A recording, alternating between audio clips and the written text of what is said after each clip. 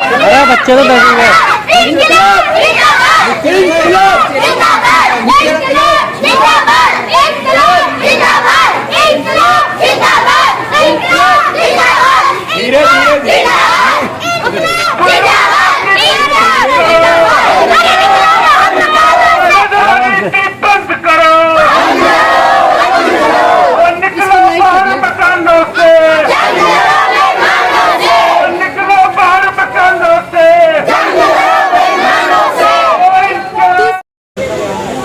नमस्कार, मैं सृष्टि और आप देख रहे हैं वंदे मातरम इंडिया न्यूज़। जैसा कि आप देख सकते हैं इस टाइम मौजूद हूँ कस्तूरबा नगर में। दिल्ली का एक ऐसा नगर जो कि कस्तूरबा नगर नाम से जाना जाता है। आप देख सकते हैं यहाँ पर भी बुलडोजर राज चलने वाला है, यानी कि सरकार द्वारा बुलडोजर राज चलने वाला है। आप देख सकते हैं सरकार की किस तरीके से नीति है गरीबों के लिए। बुलडोजर राज के खिलाफ कस्तूरबा नगर के लोगों का अनिश्चितकालीन धरना। आप देखिए रात का ये टाइम है, महिलाएं अपना घर छोड़कर, बच्चे अपना घर छोड़कर सभी इस धरने में मौजूद हैं। जो गरीब जनता है उनकी आवाज़ आज सरकार के कानों तक नहीं जा रही है। आप हमें ये बताइए कि जनता की आवाज़ यदि सरकार के कानों में नहीं जाएगी तो क्या करेगी ये सरकार, जनता? क्या ये सड़कों पे उतरने के लिए ही रह गई है? और मैं आपकी बात उन चुनिंदा लोगों से करवाती हूँ जिनके ऊपर आप बीती है। बुलडोजर नीति का राज क्या है, आज उस राज से भी पर्दाफाश करेंगे। तो हमारे साथ जो महिलाएं हैं हम उनसे बात करते हैं। बाबा जी, आपको यहाँ कस्तूरबा नगर में रहते रहते कितने साल हो गए? ये 80 साल। 80 साल। हाँ। आप यहाँ पर आए गए थे जैसे पाकिस्तान से आए थे या फिर आप यहीं पैदा हुए थे? नहीं जी, पाकिस्तान से जो जिला मुल्तान से वहाँ से आए थे। अच्छा। पाकिस्तान से। तो वहाँ से आप यहाँ आए, तो आपको यहाँ मूल निवासी होने के लिए सरकार ने क्या क्या चीजें दी थी? हाँ जी, मूल निवासी होने के लिए भारत के हाँ। आपको क्या क्या चीजें दी थी सरकार ने? सर दिया था सना नेहरू लाल ने, बस और तो किसी से ने कुछ नहीं दिया। ने क्या क्या दिया था? बस हमारे को जब ये आया ना, ये सन 57 में बाढ़ आई है जो भजनपुरे से टूटी थी बाढ़ जो हमने सारी दिल्ली में, और नेहरू ने सोने की थाली चढ़ाई तो तान जमुना थले नीचे आई है। उसने उन्होंने दिए थे 10-10 हज़ार रुपया हमारे को दिए थे उस समय नेहरू जी ने। ये जो जमीन आप रह रहे हो, हाँ जी, इस पर आप खुद आए थे या आपको सरकार ने बोला था कि यहाँ पर रहो? नहीं जी, सरकार ने नहीं बोला जी, हमने मोल ली है। आपने मोल ली थी? हाँ जी, मोल ली। आपने किससे मोल खरीदी थी? ये अव्वल खान से मोल ली है जी। तो कब लिया था आपने ये मोल में? ये सन 1951 में। 51 में हाँ, मोल खरीदी थी? हाँ जी। तो दादाजी उस टाइम पर तो ऐसे लोग बाग अपने के कब्जा कर लेते थे और सारे में वो जमीन ऐसी पड़ी हुई थी ना यहाँ की? तो जमीन पड़ी नहीं थी। अव्वल खान जो मुसलमान था ना, वो बेचारा जोतता था कि ये कुएं से हल से पानी तो मिलता नहीं था, हल से कुएं में से निकाल ये ककड़ियाँ, तरबूज, प्याज वगैरह ये बोया करते होते थे। और 10 एकड़ जमीन नेहरू ने ली थी। नेहरू इंदिरा जो कि कस्तूरबा नगर नाम है। नाम इसका असली नाम चंदौली, ये गांव चंदौली है। जो इन्होंने नक्शा ना डीडी वाले ने नक्शा गलत लिया है, इन्होंने ले लिया कस्तूरबा नगर का। कस्तूरबा नगर का तो 9 एकड़ की ज़मीन का इसका है, नेहरू का है जिसका है उसका, और ज़मीन का तो लिया नहीं है इन्होंने, कम से कम नहीं। तो दादाजी आपने पूरी, आपकी कितनी ज़मीन थी ये? हमारी 550 गज। 550 गज। हाँ। उस टाइम कितने रुपए में खरीदी थी आपने? हमने 8 आने गज। 8 आने में? हाँ जी। तो दादाजी ये बताइए, उस टाइम पर रजिस्ट्री आपके नाम हुई होगी? रजिस्ट्री नहीं है जी, ये कारपोरेशन में होती थी रजिस्ट्री। उसके एक पर्चे पर कारपोरेशन इतनी सारी बड़ी मोहर लगा के दिए हमारे को। सने अव्वल खान के दस्तखत थे, मेरे थे दस्तखत थे, और उसके मैं जो कि यहाँ ये जिस जगह बैठे आप, ये यहाँ झुग्गी थी उस समय, झुग्गी थी, इसकी सिरकियों की बना रखी थी वो सारी। जब आया ना सन 1957 में 15 दिन बरसात पड़ती रही, पर इतनी बरसात, इससे मकान से भी ऊंची मतलब लहरें, और सारा ये लाइन टूट गई। 2-3 जगह लाइन टूट गई थी, ये पहले लाइन पटरी ये टूट गई थी। तो उसके में सारा वो जो कागजात जो हमारे जो बने हुए थे सारा घर का सामान सारा बह गया हमारा। तो दादाजी मुझे ये बताइए, हम शादरे स्टेशन के ऊपर 20-25 घर शादरे स्टेशन के ऊपर बैठे, वहाँ खाना मिलता था हमारे। वहाँ खाना मिलेगा। आप मुझे ये बताइए, तो जब आप वो बाढ़ जो खत्म हो गई उसके बाद नेहरू जी ने आपको 10,000 रुपए दिए? हाँ जी, पैसे दिए मकान खतर बनाने के लिए, ठीक है ना? तो आपके सारे प्रूफ तो भारत के ही हुए होंगे ना उसके बाद? तो जैसे यहाँ आप रह रहे तो इसी मकान के प्रूफ होंगे, आपके Aadhaar card, PAN card, ration card, ये सब है ना? हाँ जी, सब चीज कोई भी नहीं। हाउस टैक्स है, बिजली के बिल है, पुराने जो बिजली बिल जो लगे हुए पुराने जो उनका वो है बिल मेरे से। नल को ना पानी का नहीं है बिल, और सारा चीज़ मेरे साथ 63 तक के बिल मैं पे कर रखे हैं इसके कारपोरेशन को, ये सलम वालों को, ये डीडीओ वाले वैसे 80 में आए फजूल बना के ज़मीन बनाने लग रहे हैं। वह हमारी ज़मीन है, वह ज़मीन इनकी कहाँ से आई है? ये तो सलम वाले को कारपोरेशन की नंबर 28/176 नंबर दिया, सबको नंबर लगाए, कारपोरेशन ने लगाए नंबर, कोई नंबर डीडीओ के नंबर नहीं है। ये डीडीओ के नंबर नहीं लगे हुए थे, कारपोरेशन के, तो वो कुर्सी ला दे डीडीओ के, वो उसके कारपोरेशन के नंबर। आपका नाम? निरंजन कौर। आंटी जी, आप बुलडोजर नीति का क्या राज है यहाँ पर, ये मुझे बताइए। ये जानबूझ के ओम प्रकाश करवा रहा, हमारे तोड़वा रहा। ओम प्रकाश है कौन? यहाँ का विधायक। वो नहीं चाहता हम लोग गरीब लोग यहाँ पे रहे, वो कोठी फ्लैट वाला वो सोता हम लोगों को गंद। हम मुझे बताइए, हमसे वोट लेके हमसे जीत के और ये हो रहा। तो कौन सी पार्टी आपकी है, कांग्रेस की है या हम कांग्रेस को देते हैं वोट हमेशा। आप ओम प्रकाश शर्मा कौन सी पार्टी से है? आपसे है, बीजेपी से? बीजेपी से। हाँ जी। तो बीजेपी का जो बुलडोजर राज है ये तो अभी वहाँ पर चल रहा है ना, योगी आज में, यहाँ पर थोड़ी ना है। यहाँ पे बार बार दावा दे रहे हैं भाई हम तोड़ के जाएंगे घर आपके। क्यों? आपका घर क्यों तोड़ने के लिए? हमें नहीं पता नहीं क्या चाहता है। उस छोटे छोटे बच्चे हैं हमारा पोता है छोटा सा 2.5 साल का, अभी हमने दिखाया नहीं आपको, उसके 2 ऑपरेशन हो रखे, अभी तीसरा ऑपरेशन 1 हफ्ते की डेट दे दी। बताइए कितने साल हो गए आपको रहते? हमारा ससुर 80 साल से रह रहा। अच्छा। उसके बाद हमारी शादी होके आई है, 40 साल 45 साल तो हमें भी हो गए यहाँ पे शादी होके आ रखे। बहू है सबसे बड़ी, मैं बहू हूँ उसकी। नमस्कार आंटी जी। नमस्ते आंटी जी, आपको कितने साल हो गए यहाँ पर रहते हुए? 40-45 साल हो गए यहाँ पे रहते। 40-45 साल हो गए हैं? हाँ जी। तो आंटी जी हमें ये बताइए, आज बुलडोजर क्या नीति रही है, क्या यहाँ पे ऐसी घटना हो गई है जो बुलडोजर चलने की नौबत आ गई है? जी, ये डीडीओ वाले तोड़वा रहे हैं हमारे। डीडीओ वाले क्यों तोड़वा रहे हैं? कि ये गरीब लोग यहाँ पे क्यों बैठे हैं, क्यों रह रहे हैं, कि उनकी तो रास्ता है सड़क के लिए, लेकिन ये गरीबों की झुग्गी तोड़ी जा रही है।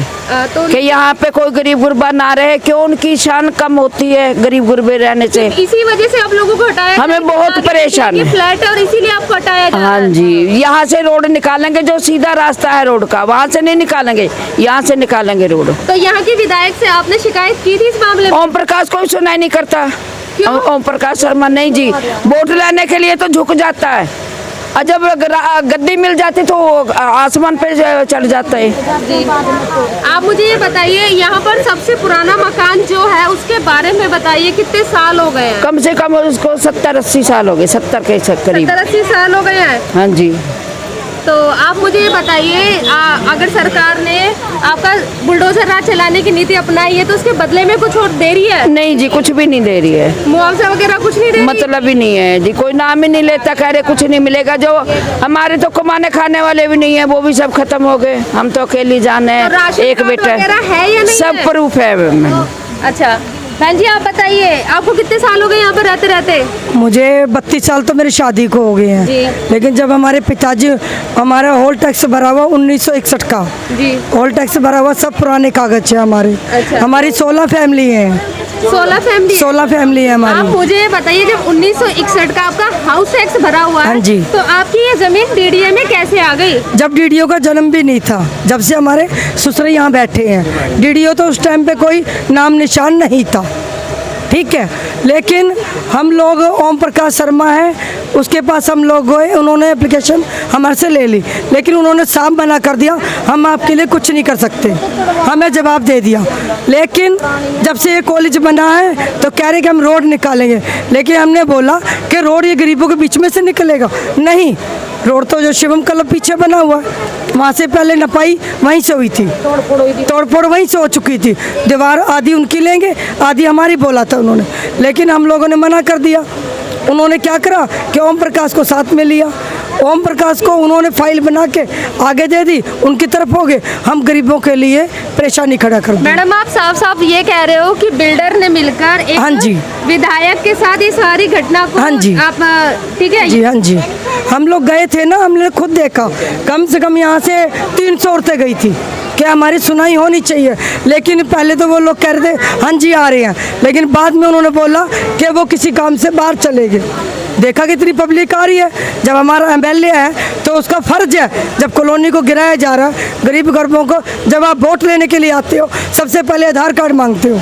हाँ जी, जिसका आधार कार्ड होगा, पहचान पत्र होगा, वो इलेक्शन में वोट देगा। तो आपके साथ कोई और नेता खड़े हैं इस मुहिम में? हमारे साथ कोई नहीं है, सिर्फ जो हमारा एमएलए है उसको हमने बोला, केजरीवाल के पास गए, उन्होंने हमें कोई नहीं, कुछ भी नहीं बोला। जी तो सबकी सुनवाई करते हैं, बस जी सुनवाई करते हैं, हमें गेट से बाहर निकाल दिया गया।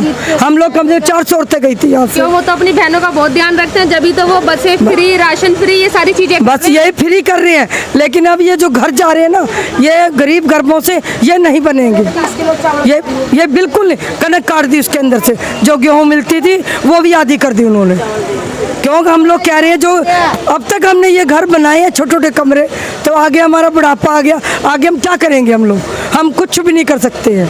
तो सरकार का तो एक मुहिम चल रहा है ना, हर घर तिरंगा, हमारे लिए कोई तिरंगा नहीं रह गया, जब हमारे घर ही गिराए जा रहे, हम हमारी पहचान कुछ नहीं रह गई है। जब हमारे आधार कार्ड वगैरह कहाँ लगाएंगे तिरंगा, हमारे घर टूटों पे लगाएंगे, जब हमारे फेवर में कोई है ही नहीं तो हम क्या करेंगे, हमारे लिए कोई मायना नहीं है, कोई तिरंगा नहीं हमारे लिए। तो आंटी जी सरकार ने ये भी तो बोला है, जहाँ झुग्गी वहाँ मकान। हाँ ये बोला है, आज कोई भी नहीं झुग्गी मकान दे रहा है, आज तो झुग्गी है वो भी तोड़ रहे हैं, झुग्गी वही मकान। जी हमें तो यही है कि जहाँ झुग्गी वही मकान। जी आंटी जी आप बोल रहे थे ना? हाँ, बताइए। जब तक सरकार वोट लेने के चक्कर से कहती थी जहाँ झुग्गी वहीं मकान है, कहीं कोई जाने की मतबली नहीं है, कोई मतबली नहीं है।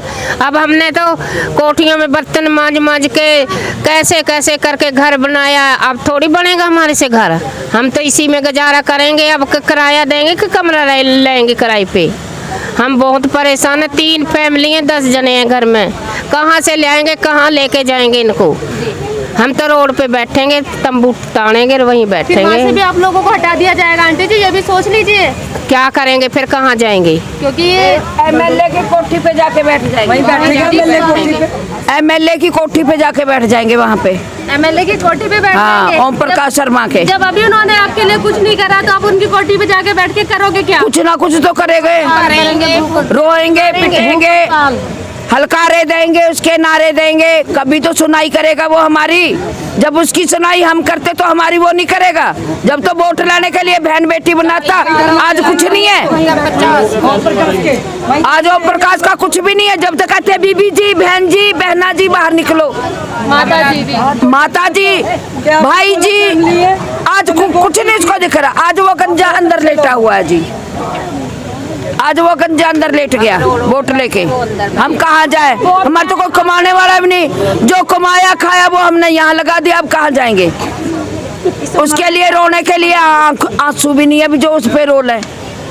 जी आप कुछ कह रहे थे बहन जी? जब वोट लेने आते हैं तो कहते हैं कि जी हम आपकी मांगे पूरी करेंगे, जो आप हमसे कहेंगे वो हम आपकी सहायता करेंगे। तब हाथ जोड़ के शीश नुमा के ऐसे आते हैं और गले में माला डलवाते हैं, और माला जब गले में पड़ जाती है तब सब कुछ भूल जाते हैं जीतने के बाद में। ठीक है, उसके बाद में कोई हमारे को सुविधा नहीं मिलती है। जब वोट लेने आते हैं तो कोई हमारे हाथ में झाड़ू थमाता है जी, एक झाड़ू ये फ्री बांटा जा रहा है। कोई पोछे की बाल्टी देने आता है यहाँ पे जी, बाल्टियाँ बंट रही हैं फ्री, इसमें पोछा लगाओ और वोट डालो जाके। इस टाइम हमारी ना तो कोई हमारे नगर का प्रधान सहायता कर रहा है, ना कोई MLA कर रहा है, ना कोई CM कर रहा है। केजरीवाल के वहाँ कल गए थे तो हमारे को धक्के दे के बाहर निकाल दिया गया। हम फिर गेट के आगे बैठे, तब वहाँ से कोई CM पता नहीं आया कि कोई पुलिस वाला था, मैं अनपढ़ हूँ, इतना जानती नहीं हूँ। तो वो आया तो जो 4 अंदर आदमियों को लेके गया, तो तब उसने कोई कागज पत्र जमा कराए कि ना कराए, तो 1 महीने की 1 हफ्ते की स्टे दी है। तो उसमें 1 हफ्ते तक तो घर ही टूट जाएंगे, 1 हफ्ते के बाद में हम क्या करेंगे? क्या तारीख दी है उन लोगों ने आपको? 1 हफ्ते की तारीख बोली है कि 1 हफ्ते के बाद हम कुछ सोचेंगे। उन्होंने तारीख कोई नहीं दी है, उन्होंने ये बोला है कि 1 हफ्ते के बीच में हम आपको बता देंगे कि क्या करना है, कैसे करना है। तो आप लोगों ने इस आश्वासन में आ गए? क्या करें, वो तो अंदर ही नहीं जाने दे रहे थे, भगा दिए थे बाहर हमारे को सबको। तो आपको ये जो अभी नोटिस आया है वो कितने उस पर आया है? 18 तारीख तक, 18 को हमारे यहाँ डेमोन्स्ट्रेशन बुलडोजर से की जाएगी। बुलडोजर से की जाएगी जी। आप देख सकते हैं बच्चों ने भी यहाँ पर बैनर लगाए हुए हैं, बच्चों ने लिखा है दादा लड़े हैं गोरों से, हम लड़ेंगे चोरों से, जमीन बेच देंगे आसमान को, राजनीतिक में यही बेच देंगे इंसान को, छीन कर छत हमारी बैठा दिया जिंदा चिता पर, नींद कैसे आ रही है दिल्ली के CM और देश के प्रधानमंत्री को, बुलडोजर की राजनीति बंद करे, मोदी का घर 20 का, हमारा घर 60 फुटर रोड का। देखिए ये इतने छोटे छोटे बच्चे हैं जो आज सड़कों पर उतर आए हैं। जिस टाइम पर वोट मांगने आते हैं वोटर्स यहाँ पर, इन सभी को, किसी को माता, किसी को बहन, किसी को भाई, किसी को कुछ ना कुछ कहकर इन सभी से रिश्ता बनाते हैं, चाहे वो MLA की सीट के लिए हो या निगम पार्षद हो या किसी भी चीज के लिए हो। आप देख सकते हैं कितनी महिलाएं यहाँ पर हैं और आज सरकार इतनी ध्वस्त हो चुकी है कि वो ना अपनी माताओं का, ना अपनी बहनों का, ना अपने भाई का, ना अपने पिताजी का, यानी कि जो इन लोगों के वादे होते थे ना, जो वोट मांगने के टाइम पर ये आके बोलते हैं कि हमें ये दीजिए, हम आपका भाई है, हम आपकी बहन है, वो सारी बातें आज खोखली हो गई क्योंकि गरीब तो अकेला खड़ा हुआ है। मोदी जी, मैं आपसे एक बात पूछना चाहती हूँ, आपने बोला हर घर तिरंगा फहराया जाए, आप ये बताइए इन गरीबों के घर की अगर छत ही नहीं रहेगी तो तिरंगा कहाँ लगाएंगे? आप तो तिरंगा लगवाने के चक्कर में इनका घर ही उजाड़ने पर आ गए हैं। बुलडोजर राज आपका उन लोगों के लिए तो सही था जिन्होंने गलत कार्य किया, लेकिन इन लोगों ने क्या गलत काम किया? सिर्फ यही कि ये लोग यहाँ बसे हुए थे DDA की जमीन के लिए, कुछ लोग मिलकर, जो यहाँ के MLA और DDA का जो कॉन्ट्रैक्टर है वो लोग मिलकर इन लोगों की जमीन हड़पना चाहते हैं, तो क्या इन पर कोई कार्रवाई नहीं बनती है? हम अपने दर्शकों से यही सवाल पूछना चाहते हैं कि क्या इन लोगों पर जो अभी 18 तारीख को बुलडोजर राज की नीति लागू होगी उसमें कितना सही है, कितना गलत है, आप इस पर हमें कमेंट करके बताइएगा। क्या इन लोगों के साथ जो अभी इस टाइम हो रहा है वो नीति बिल्कुल सही है? हर घर तिरंगा का नारा लगाने वाले हमारे माननीय प्रधानमंत्री जी, आज ये तो सोचिए कि जब गरीब के घर में मकान ही नहीं रहेगा वो जाएंगे क्या?